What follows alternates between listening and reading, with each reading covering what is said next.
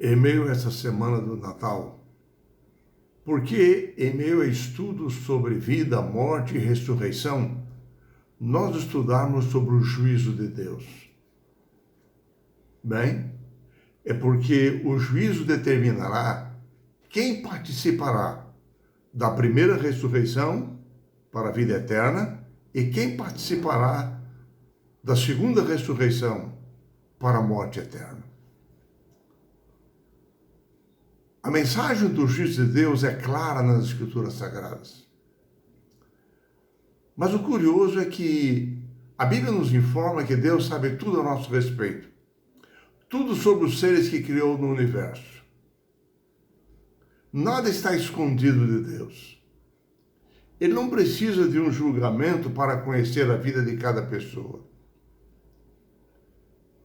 Então, por que o juízo é tantas vezes mencionado por Jesus? É explanado pelos apóstolos e apresentado no Apocalipse. Para quê? Como? Quando? Como? Onde? São algumas das perguntas que serão respondidas na lição dessa semana. Vamos procurar sintetizar alguns pontos chaves. Primeiro, nas Escrituras, o juízo de Deus acontece no céu. Segundo, através do juízo, o caráter de Deus é vindicado, porque ele já sabe tudo a nosso respeito. No grande conflito entre Cristo e o inimigo, o pecado lançou a semente da dúvida sobre o caráter de Deus, sobre a sua justiça, seu amor, sua verdade, sua misericórdia. O pecado atingiu a terra e todos os seus moradores. Assim, o juízo de Deus tem dimensões cósmicas, porque ele é observado por todo o universo, por todos os seres criados e pelos próprios anjos. Todos acompanham este julgamento, que é algo transparente. O caráter de Deus já foi proclamado na cruz do Calvário quando Cristo se ofereceu em sacrifício pela humanidade. No juízo de Deus, o seu caráter está sendo vindicado perante o universo, através do julgamento do caráter dos seus filhos. Quarto ponto. O julgamento é universal para todos os seres humanos. Por isso que o apóstolo São Paulo diz em 2 Coríntios 5:10 o seguinte: é necessário que todos nós compareçamos diante do tribunal de Cristo, para que cada um receba segundo o bem ou mal que tiver feito por meio do corpo. Quinto ponto. O juízo de Deus ocorre antes das ressurreições, porque ele define o destino dos que participam das ressurreições, da vida ou da morte. Nós encontramos na Bíblia 3 fases distintas principais no juízo divino. A primeira fase, na fase pré-advento, antes da segunda vinda de Jesus. A segunda fase, durante o milênio, após a vinda de Jesus. E a terceira fase, após o milênio, um juízo final. Em Daniel, no capítulo 7, nós percebemos que o profeta viu, em determinado momento, o Filho do Homem vindo nas nuvens dos céus com poder e grande glória. Mas ele viu também que antes que retorne à terra, antes que Cristo retorne, assentou-se o tribunal, abriram-se os livros e um grande julgamento é efetuado no céu, diante dos anjos e diante de todo o universo. A nossa mente, na verdade, é muito pequena para imaginar a tecnologia que exista nos registros do céu. Por isso, Deus usou uma linguagem que pudesse ser utilizada por pessoas de todas as épocas. A ideia de livros e registros. Nós chamamos esta fase do juízo antes da vinda de Cristo como juízo investigativo.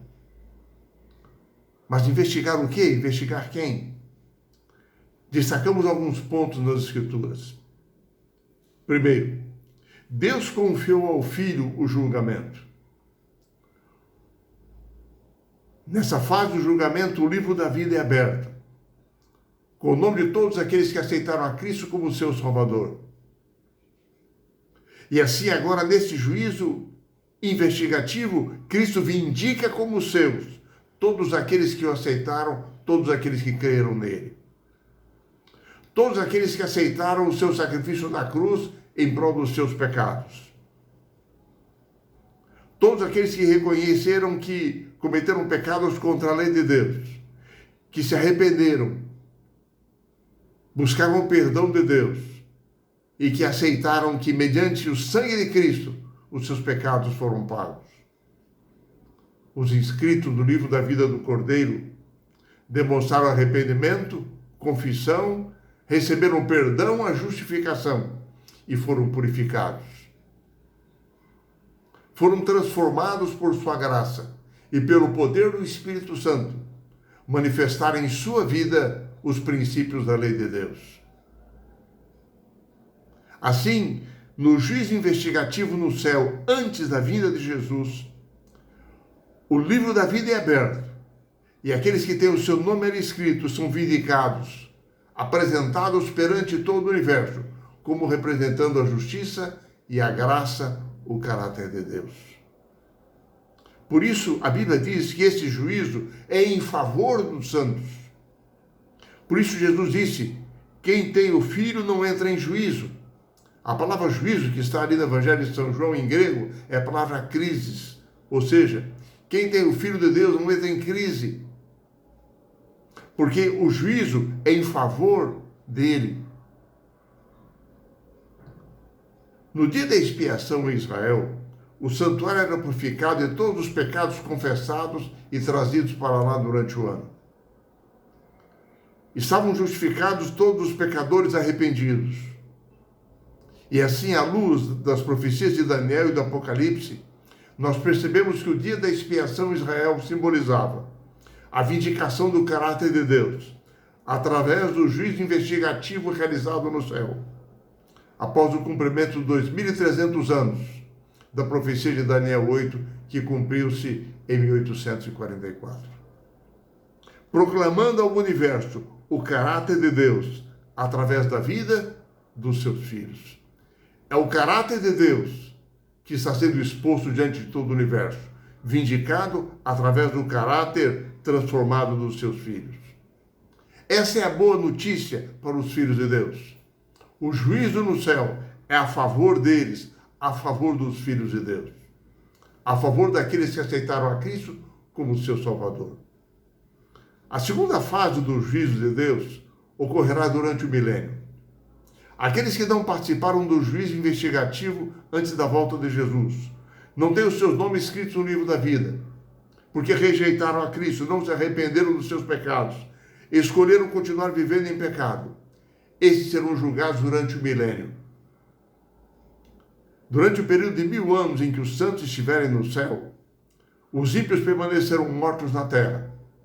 Em Apocalipse 20 nos apresenta um quadro mediante o qual os santos de Deus, se estiverem no céu, se assentarão em tronos para julgar os ímpios. E mais que isso, o próprio Satanás e os anjos maus caídos serão julgados também. Esse juízo tem por objetivo demonstrar o caráter justo de Deus, demonstrar a justiça de Deus no castigo dos ímpios, demonstrar a imparcialidade de Deus, que deu recompensas transparentes e claras para fiéis e para infiéis. A terceira fase do juízo de Deus é o juízo executivo após o milênio. A Bíblia apresenta vários juízos punitivos específicos, mas limitados, que ocorreram na história da humanidade. Por exemplo, a expulsão de Lúcifer e seus anjos dos céus, a expulsão de Adão e Eva do Jardim do Éden, o dilúvio, a destruição de Sodoma e Gomorra, a experiência de Nadab e Abiú, de Ananias e Safira, mas foram juízos limitados para determinados seres em determinadas circunstâncias. Porém, o juízo executivo de Deus, após o período de 1000 anos nos céus, será uma intervenção divina, punitiva, irreversível e final, pondo fim ao pecado. A bondade, a paciência, a misericórdia de Deus não impedirão de punir os pecadores se escolherem, de livre e espontânea vontade, rejeitar todos os esforços de Deus para salvá-los da morte eterna. Deus ofereceu-se a si mesmo através de Cristo na cruz do Calvário, ministrando justiça e graça para salvar a todos. Porém, esse mesmo amor requer o fim do mal, do pecado, da dor e do sofrimento. Assim, Deus necessita de restaurar todas as coisas para que tudo retorne à sua perfeição original.